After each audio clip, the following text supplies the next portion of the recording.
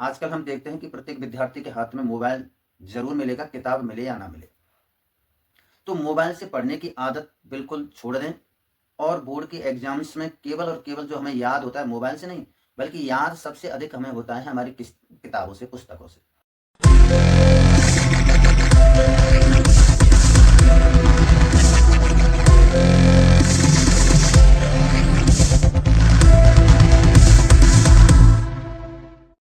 प्यारे विद्यार्थियों, आज की चर्चा का विषय है बोर्ड परीक्षा की तैयारी कैसे करें। कुछ पॉइंट्स हैं जो मैं आपको बताऊंगा जो आपके लिए लाभदायक रहेंगे। जैसे बच्चों के एजुकेशनल एटमॉस्फेयर में बोर्ड परीक्षाओं का महत्वपूर्ण स्थान है। आने वाले दिनों में बोर्ड परीक्षाएं विद्यार्थियों के जीवन में महत्वपूर्ण चुनौती भरा माहौल पैदा करती हैं। वर्तमान जीवन विद्यार्थियों के लिए कंपटीशन से भरा है। माता पिता, शिक्षक सभी चाहते हैं कि उनका बच्चा, उनका विद्यार्थी एक मेधावी, एक प्रतिभाशाली, योग्य बनकर सफलता को अर्जित करे। तो इसी अर्जन के लिए कुछ पॉइंट्स हैं। जैसे हमारा पहला पॉइंट है समय विभाग चक्र अर्थात टाइम मैनेजमेंट।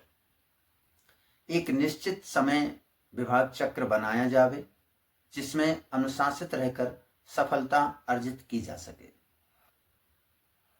जैसे प्रातः जल्दी उठना, समय पर सोना, योग व ध्यान करना, साथ ही थोड़ा समय खेलने के लिए भी निकालें। निश्चित समय चक्र में जैसे पुराने बोर्ड पैटर्न के कुछ क्वेश्चंस होते हैं उनका दोहरान करें, उनका रिवीजन करें। आलस्य नहीं करें। और आलस्य के बारे में कहा भी गया है, आलस्यम ही मनुष्यनाम शरीरस्थो महान रिपु, कि आलस्य मनुष्य का सबसे बड़ा दुश्मन है। तो इस आलस्य को तो बिल्कुल त्याग दें। दूसरा हमारा पॉइंट है सोशल मीडिया से दूरी। आजकल हम देखते हैं कि प्रत्येक विद्यार्थी के हाथ में मोबाइल जरूर मिलेगा, किताब मिले या ना मिले। तो मोबाइल से पढ़ने की आदत बिल्कुल छोड़ दें और बोर्ड के एग्जाम्स में केवल और केवल जो हमें याद होता है मोबाइल से नहीं, बल्कि याद सबसे अधिक हमें होता है हमारी किताबों से, पुस्तकों से। सबसे ज़्यादा याद होता है हमें हमारी किताबों से, हमारी पुस्तकों से। तो सोशल मीडिया जो इंटरनेट है, टीवी है, मोबाइल है, इनसे दूरी बना के रखें। और इन पर जो हम Facebook, Instagram, YouTube, video games वगैरह जो देखते हैं या खेलते हैं, इनसे बिल्कुल दूरी बना लें। अपनी नेक्स्ट में बात करना चाहूँगा, अपनी सेहत का ध्यान रखें। तो अपनी सेहत पर ध्यान रखना जरूरी है। कहा भी गया है हेल्थ इज वेल्थ।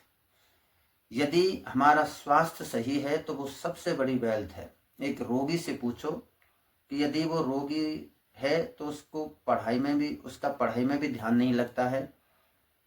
जिनका मन और शरीर निरोग और स्वस्थ होता है वह सुखी माना जाता है।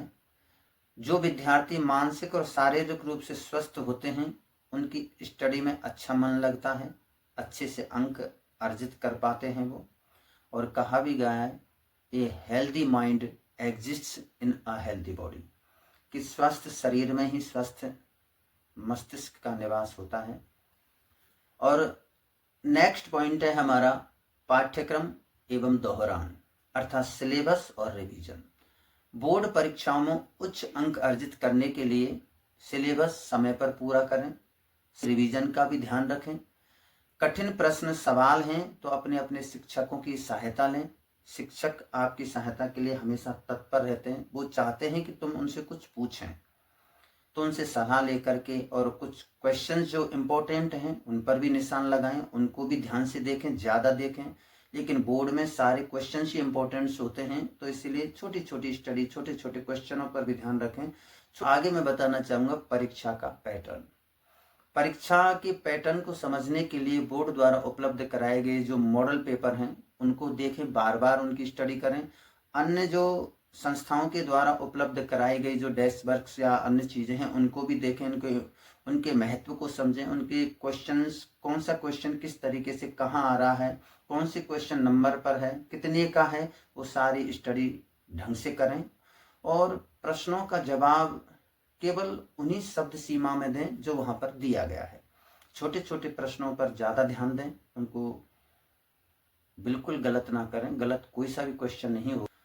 और लास्ट में कहना चाहूँगा कर्म प्रधान बने, श्रमशील बने, सुमित्रा नंदन पंत ने चींटी को भी श्रमशील बताया है और बड़े अच्छे शब्दों में, सुंदर शब्दों में उन्हें 4 पंक्तियां लिखी हैं।